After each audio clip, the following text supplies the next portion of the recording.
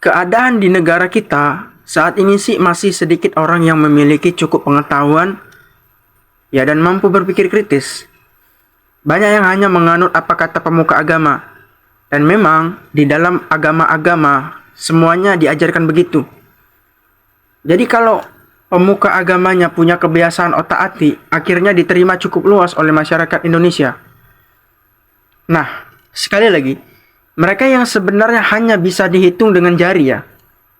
Satu contoh pandangan yang ada di masyarakat bahwasannya segala sesuatu yang berkembang bukanlah sesuatu yang final.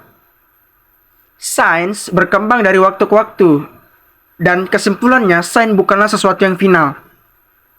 Intinya sains itu bersifat inovasi yang tidak ada mentoknya. Maksudnya inovasinya terus berlangsung gitu. Selalu ada pembaharuan. Beda dengan kitab suci sudah final. Tidak bisa dirubah, tidak bisa ditambah-tambah, tidak bisa dikurangi, ataupun direvisi-revisi. Karena kitab suci sudah final. Dan inilah yang harus dianut oleh semua agama.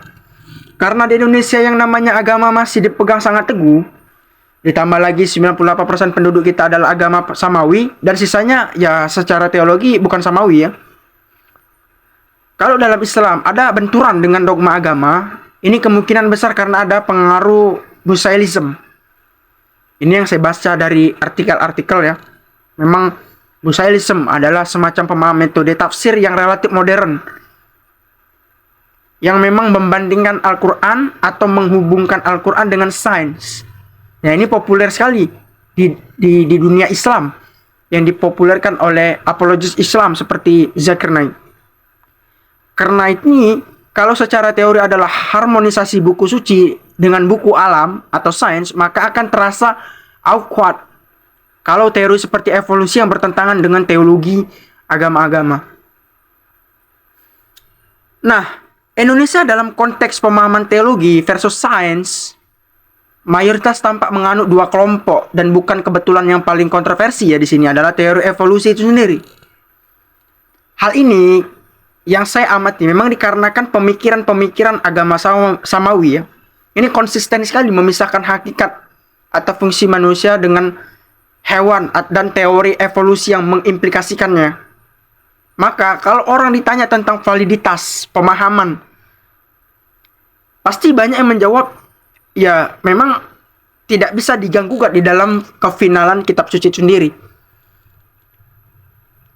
Jadi keharmonisan antara agama dan sains adalah kemungkinan dan itu sangat penting sekali.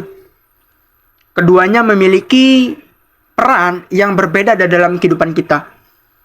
Agama menyediakan pesan moral, nilai-nilai dan makna hidup. Sementara sains adalah untuk memahami dunia fisik dan alam semesta. Menolak sains karena agama atau sebaliknya adalah sebuah kerugian bagi masyarakat kita.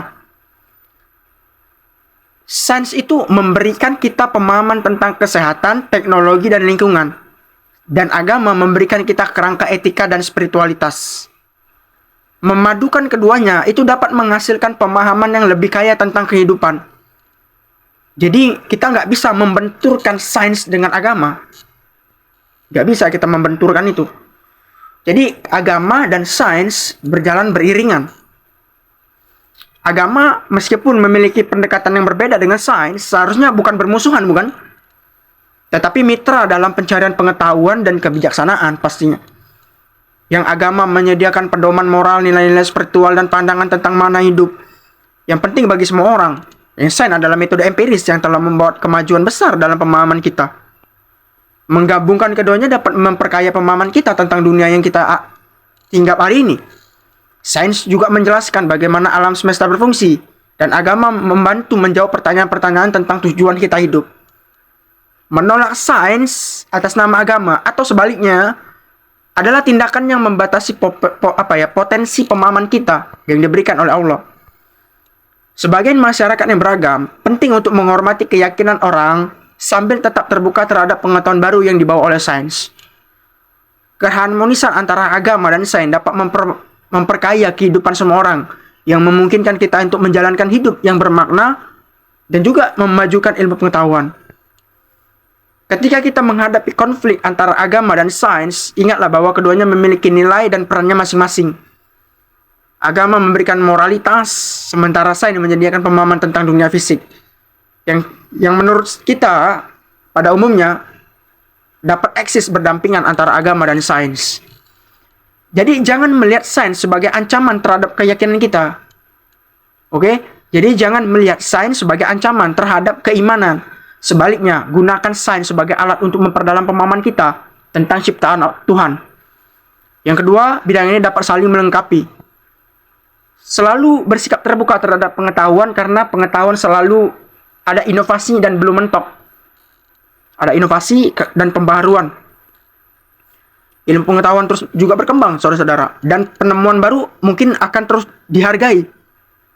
Sains, upaya manusia untuk memahami alam semesta yang menakjubkan yang Tuhan berikan kepada kita. Akhirnya, mari membangun dialog yang saling menghormati antara pengikut agama dan ilmuwan. Hargailah perbedaan dan mari kerjasama untuk mencapai pemahaman yang lebih dalam tentang alam semesta dan tujuan hidup kita. Dengan cara ini kita dapat tumbuh bersama sebagai masyarakat yang lebih bijaksana dan harmonis.